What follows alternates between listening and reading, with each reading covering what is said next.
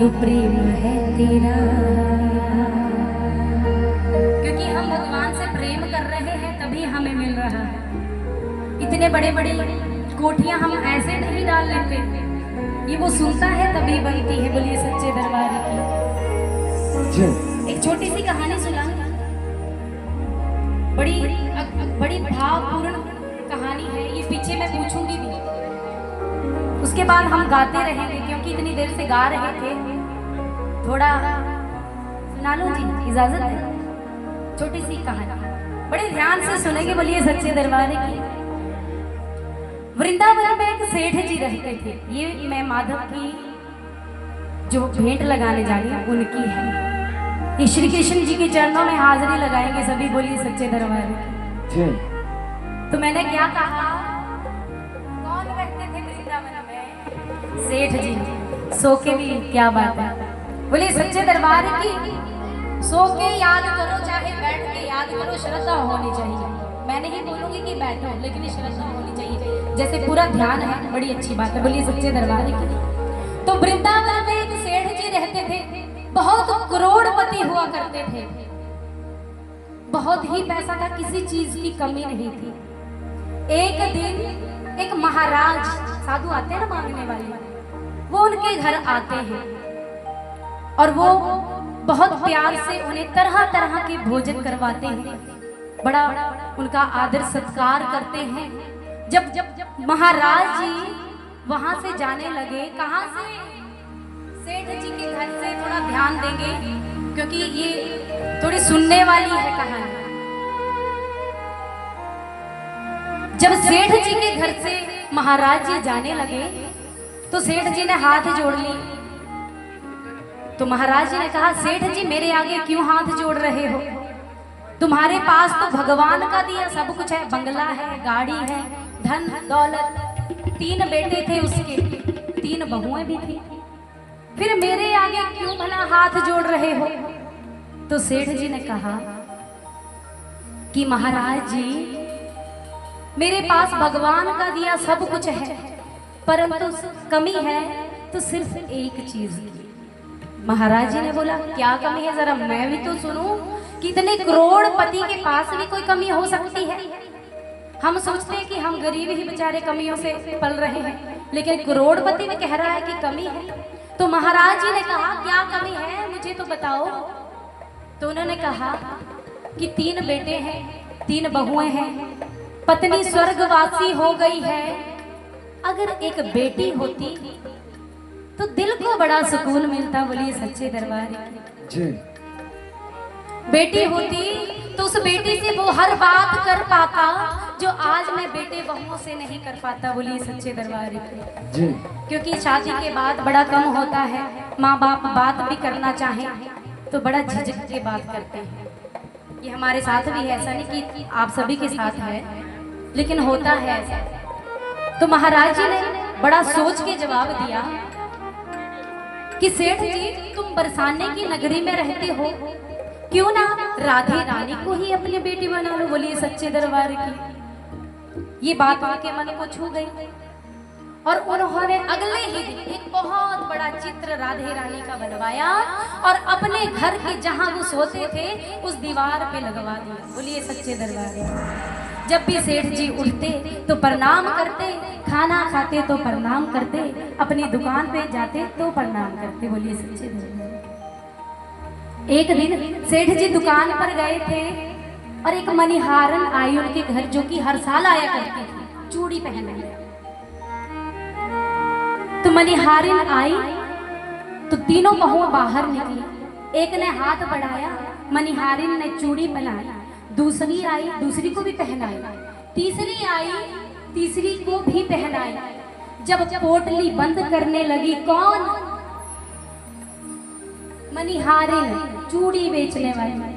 तो चौथा हाथ आगे आ गया। बोलिए सच्चे दरबार। जब चौथा हाथ आगे आया तो मणिहारिन ने सोचा कि इनकी तो 3 ही बहुएं हैं, हर साल 3 को ही पहनाती थी, इस साल चौथा को। तो उन्होंने सोचा इतने बड़े सेठ हैं, क्या पता कोई मेहमान आया है। उन्होंने उसको भी चूड़ी पहनाई, पोटली बंद के और सीधी कहाँ चली गई? सेठ जी की दुकान। क्यों? अपना मोल लेने। जब अपना मोल मांगा तो सेठ जी बहस करने लगे। क्यों? क्योंकि हर साल 3 को पहनाती थी, इस साल 4 के मांग रही थी वो मोल। सेठ जी बिल्कुल मान नहीं रहे थे, इनकार कर रहे थे कि मेरे घर में तो 3 के अलावा चौथा कोई नहीं रहता है। और वो बेचारी बहुत गरीब थी, वो नहीं मानी। उसने कहा मैं 4 को ही चूड़ी पहना के आई हूँ। और उसने पोटली बंद करी और 3 का मोल भी नहीं लिया और चली गई। कहाँ? अपने घर। बोलिए सच्चे दरबार की। जब सेठ जी घर पहुंचे, घर में पूछताछ की, सभी बहुएं मना करने लगी कि हमें नहीं पता चौथा कौन था। बात खत्म हो गई। जब सेठ जी खाना खा के सोने लगे तो रात को स्वप्न हुआ। और स्वप्न पे कौन आई? राधे रानी। बोलिए सच्चे दरबार की। लगाओ जरा ताली। राधे रानी आई और क्या कहा? बाबा, अपनी 3 बहुओं को चूड़ी पहनाना तो याद रह गया, परंतु जो बेटी बनाई थी उसको तुम भूल गए। बोलिए सच्चे दरबार। स्वप्न में अश्रुधारा बहने लगी। सेठ जी बहुत रोने लगे। जल्दी से उठ खड़े हुए और दौड़ते हुए चले गए। कहाँ? मनिहारिन के घर। दरवाजा खटखटाया। मनिहारिन बाहर निकली तो पांव पकड़े और कहा कि तेरे भाग खुले, जिसे मैंने बेटी बनाया उसका दर्शन तूने पाया। बोले सच्चे दरबार की। तभी कहते हैं कि अगर मन में छल कपट हो तो कितने बड़े भक्त बन जाओ, भगवान नहीं आता। बोले सच्चे दरबार की।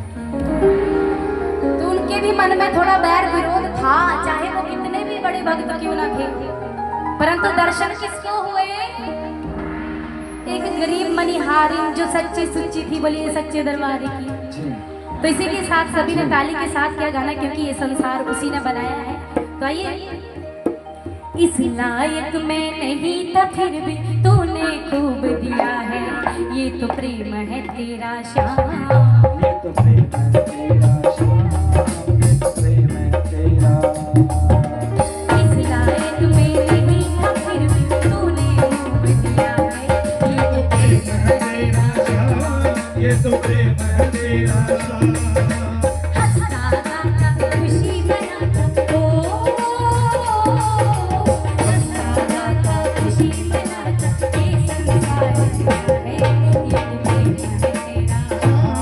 ये तो प्रेम है तेरा श्याम, ये तो प्रेम है तेरा।